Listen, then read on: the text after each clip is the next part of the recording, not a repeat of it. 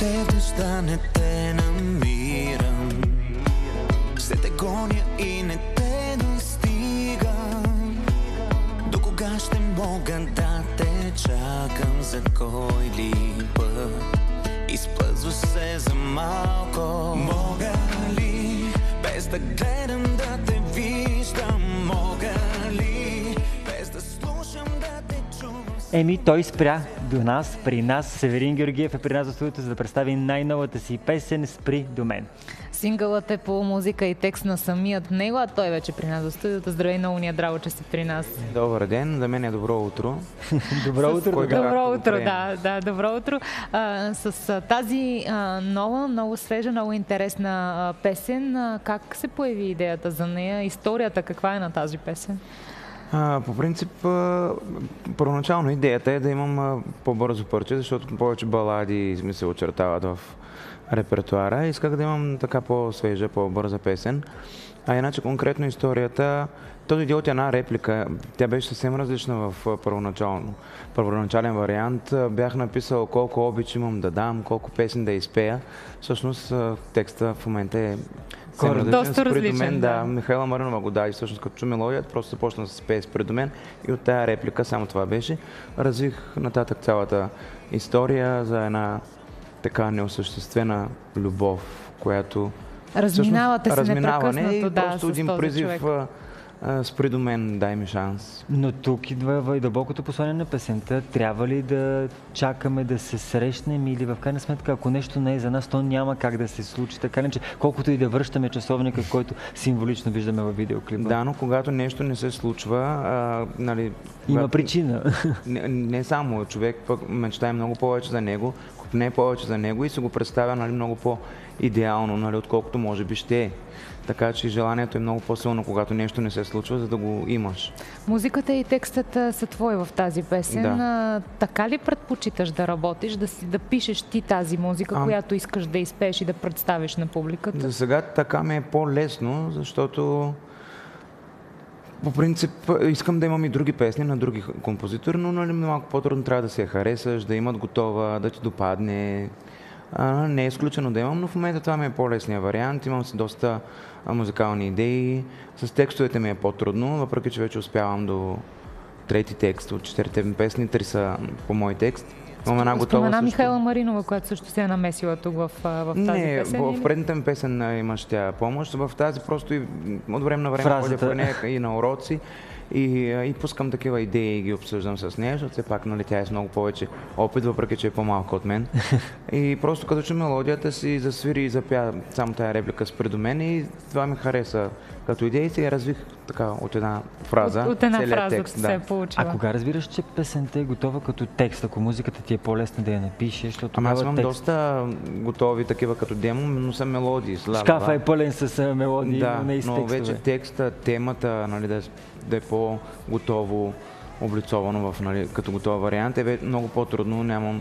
Аз не съм все пак текстописец, това, че имам някакви мои текстове, не мога да кажа, че съм поет, текстописец и прочее. Но издай малко на зрителите как става, пускаш си музиката и почваш сега, спри до мен или просто трудно да ти кажа. Аз не си знам мелодията много добре, все пак от мен не е излязла, но се опитвам по някой фрагмент от нея да ми дойде нещо като тема, като думи и оттам нататък, ако са някакви, вече има някаква тема, да го доразвия в сега е модерно, не може да питаш чат GPT, ами дай тук на тази мелодия няколко текста, пее ми се примерно за любов, искам драматичен текст. В принцип чат GPT прави песни вече, но прави песни по текст. Не е обратния вариант. Аз имам доста музика. Ако дадеш един готов текст, което ми е по-трудното, едно стихотворение, и му зададеш че искаш песен, примерно в еди кой си стил, и ти го прави много бързо. Докато това обратното все още мисля, че не е възможно. Разкажи ни за видеото, което сега и нашите зрители виждат. Интересна концепция и за това как да се развие и да представиш реално тази история за едни-двама души, които буквално се разминават. Цяло идеята е на Павел Симеонов Шатърфло. Аз работя 4-ти клип с него. Снимано е във Варна последните дни на лятото. Използвах так му идея до Варна. Хванали сте тези слънчеви дни? Да, беше хубаво, приятно, не много горещо. И цяло идеята за историята е негова, а момичето в клипа всъщност е моя колежка, в която работихме в баровете, в които работим в една група. После ни разделиха групите, сега тя е в една, аз в друга, но бяхме във Варна и двамата и беше най-подходяща, също ми е приятелка. Музикант в също. клипа. Да. И така, един варненски клип не бях снимал там.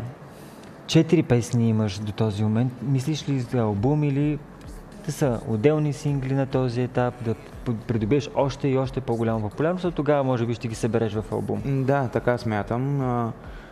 Всяка една песен да може да си живее, нали, живота, да бъде представена защото когато правиш албум, особено когато е с непознати песни, това всъщност е идеята на албума, да има предимно непознати песни, да са в една цялостна концепция, но доста песни от тях, нали, остават назад и се открояват примерно една-две, докато в България първо, че не е рентабилно и албума е по-скоро за един имидж, да си имаш, нали, албум. Той от финансова гледна точка не е печеливша стратегия, може би само няколко имена от най-големите, Любо Киров или Иванова печелят от това, другите го правят за престиж, така че смятам, като събера достатъчно песни.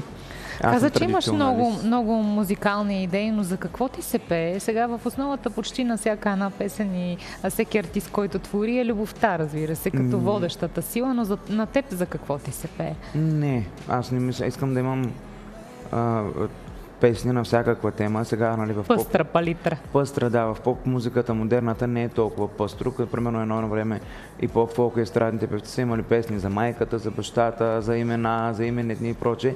Сега в модерната музика не е толкова разнообразно, но аз искам да имам песни на всякаква тема и всякакви хора и поводи да се откриват в тях. Може би след време, нали, конкретния си има стил, и такива експерименти, конкретния си стил намери ли го, защото другите ти песни, те имат някаква линия, нали, не са еднотипни, но и Празен лист, и Ще вали, имат една линия, която виждаме като почерк на Северин. Той е почерк, защото музиката на всичките е моя. Иначе, да, модерен поп, аз това и слушам доста, слушам българска и чужда музика, но модерни, нови неща, защото много хора слушат старите, защото са класика, защото са хубави, но аз работя в барове, където тази музика или я пеем нон-стоп, или звучи в паузите нон-стоп и вече малко ми е...